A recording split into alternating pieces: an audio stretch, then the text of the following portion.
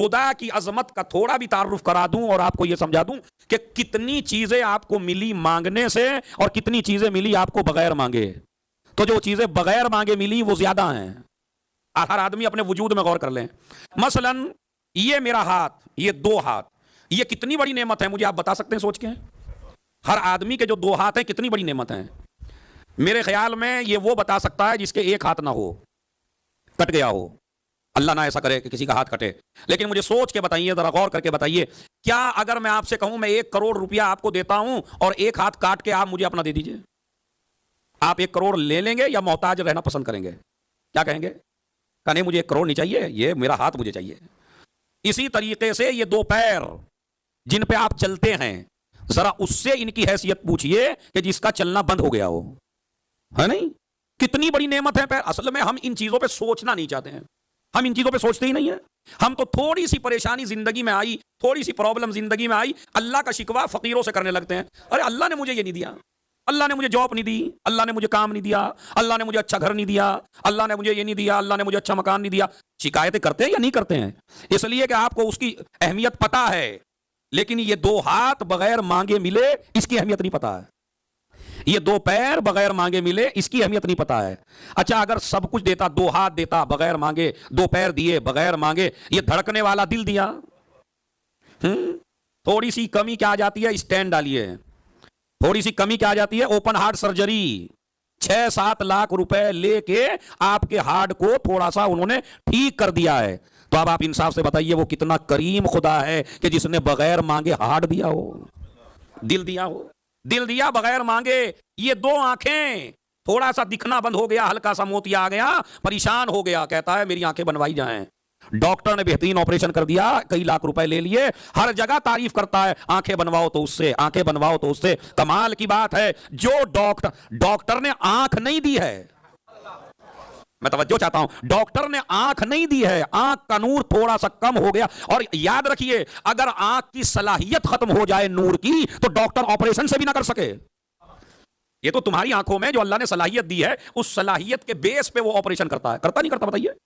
ورنہ جو ابتدا ہی سے نابینا ہو ذرا اس کا آپریشن کروا کے دکھا دیجیے مجھے, اگر وہ اتنا ہی ماہر ہے.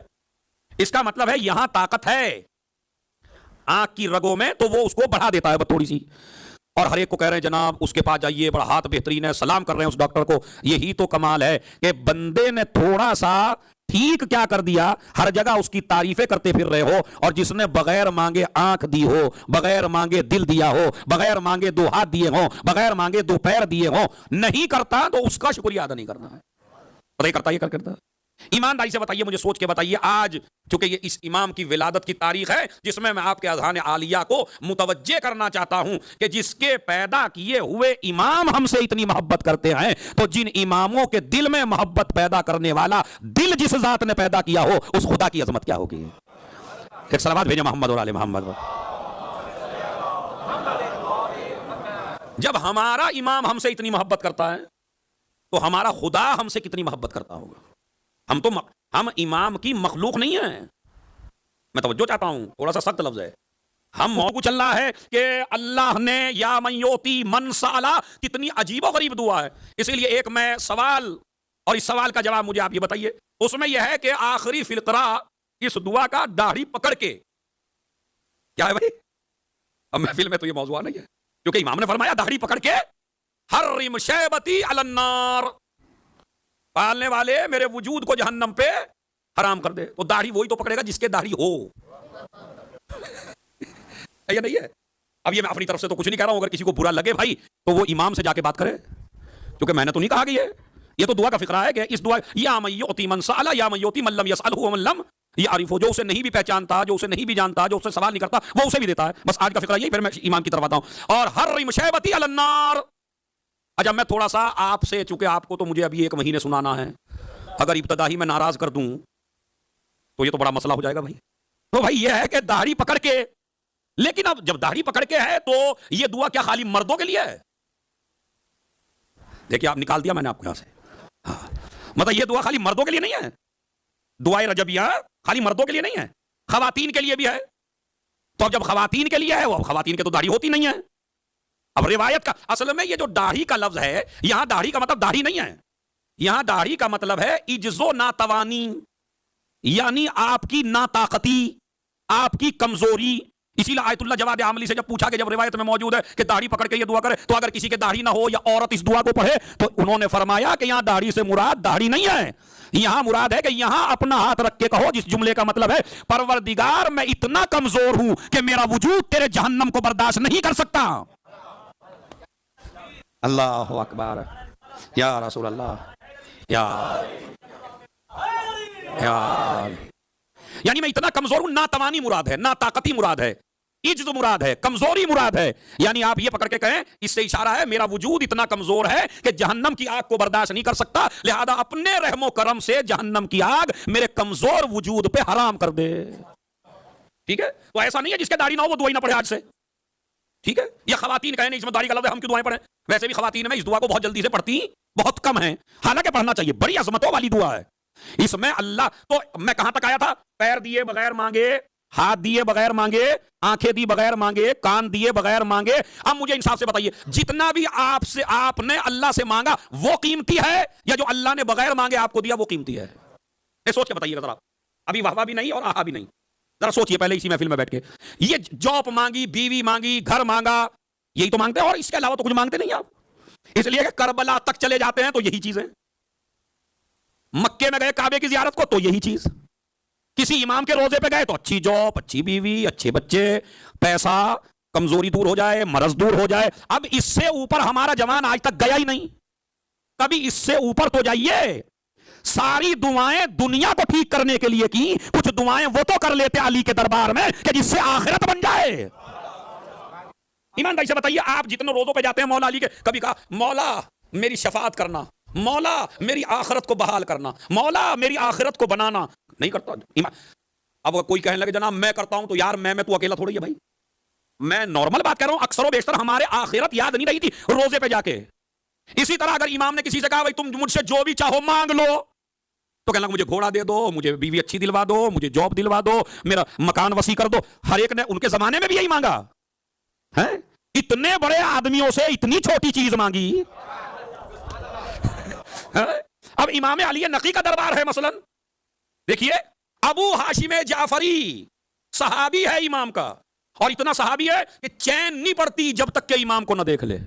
मुस्तकिल बगदाद से सामर्रा आता है मिलने के लिए इमाम अलैहिस्सलाम से। एक दिन कहता है कि मैं अपने इमाम के पास बैठा था, एक हिंदी आ गया, हिंदुस्तानी, इंडियन। उस वक्त आप भी इंडिया में थे, जिस वक्त ये बात है उस वक्त आप इंडियन थे। तो एक हिंदी वो आ गया, अब इमाम ने जो हिंदी में गुफ्तगू की उससे, अबू हाशिम जाफरी कहता मैं तो अरबिक था, मेरी समझ में तो कुछ भी नहीं आया, और आज मौला किस जबान में बात कर रहे हैं?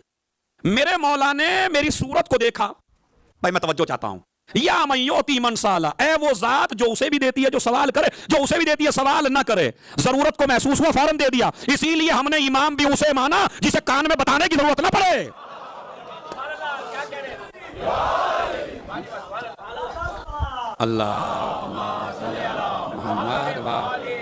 वाजिल बताने की जरूरत नहीं पड़ती हमारे इमाम को, मौला मुझे नहीं।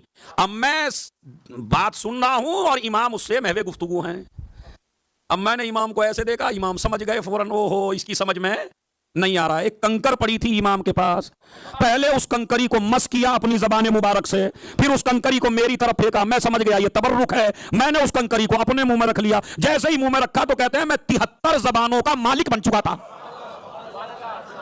सलावत भेज दें मोहम्मद और आले मोहम्मद पर। कितनी जबानों का मालिक बन चुका था? उनमें से एक इंडियन भी थी, हिंदी भी जबान थी। अब जो इमाम बात कर रहे हैं वो मैं समझ रहा हूं। इसका मतलब यह है कि इमाम की एक अलामत यह भी है, कोई मुनाजरा नहीं है, किसी पे कोई तंज नहीं है। इशारा करना मेरा काम है, समझना आपका काम है। अल्लाह के बनाए हुए इमाम की अलामत यह भी है कि जितनी भी कायनात में लैंग्वेज बोली जाती हैं वो सारी लैंग्वेज को अहले जबान से अच्छा जानता हो। अगर आपको अपनी अंग्रेजी पे घमंड हो तो इमाम को एक अंग्रेज इमाम के पास चला जाए तो इमाम उससे अरबी में थोड़ी बात करेंगे, अब इमाम उससे अंग्रेजी में बात करेंगे, और अंग्रेज कहेगा ऐसी अंग्रेजी तो मुझसे भी नहीं आती। बात समझ रहे? उर्दू वाले आए तो इमाम से उर्दू में बात की, बात समझ में? इसी तरीके से पंजाबी आए तो उनसे पंजाबी में बात की, इसी तरह देहाती आए تو ان سے دیہاتی میں بات کی. آپ کہیں گے جناب دلیل کیا ہے اس بات کی؟ بھائی کہیں گے نہیں کہیں گے ارے مولانا یہ لفاظی ہے یا کوئی دلیل بھی ہے آپ کے پاس کہ وہ سب کی زبان سمجھتے ہیں؟ میں نے کہا بالکل پکی دلیل ہے. اور پکی دلیل یہ ہے کہ دنیا کا ہر انسان ان کے دربار میں جاتا ہے اور اپنی اپنی زبان میں مانگتا ہے اور مرادیں لے کے آتا ہے.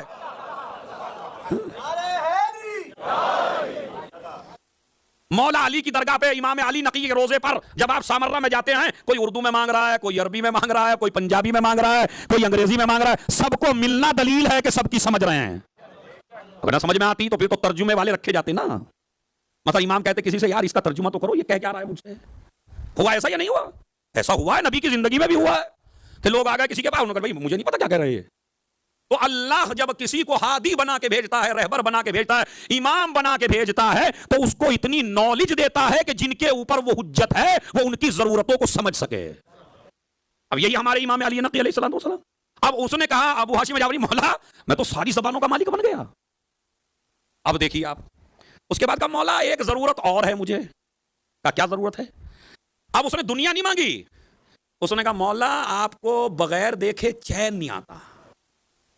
میں بغداد میں، آپ سامرہ میں، روز آنے کو دل چاہتا ہے، میری سواری کمزور ہو گئی ہے. اب یہ سواری پہ آؤں تو پورا دن پوری رات لگ جاتی ہے مجھے، آؤں تو آپ کے پاس روز کیسے آؤں؟ امام نے کہا جاؤ ایک چیز بتائی، بتانے کے بعد وہ جو سواری کمزور تھی اب وہ اتنی طاقت آ گئی سواری میں کہ ادھر وہ صبح کی نماز بغداد میں پڑھتے تھے، دوپہر کی نماز سامرہ میں پڑھتے تھے، اس کے بعد پھر واپس چلے جاتے تھے. اب آپ انصاف سے بتائیے کہ یہ طاقت کسی بادشاہ میں نہیں ہے کہ جو آپ کو عطا کر سکے، مگر یہ امام کی طاقت ہے.